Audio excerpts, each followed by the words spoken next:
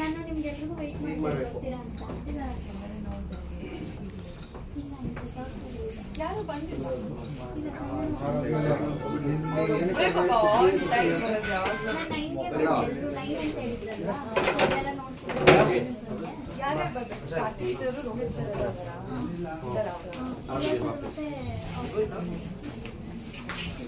Birthday bye birthday girl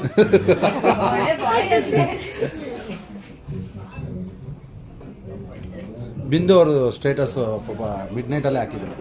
ಹೌದು ಅವರೇ first wish ಮಾಡಿದ್ರು. ಯಾರು ಬ್ರೋ? ಬಿಂದು ನಾನಾ? ನಾನು ಫಸ್ಟ್ ವಿಶ್ ಮಾಡಿದೆ 8 ಗಂಟೆಗೆ.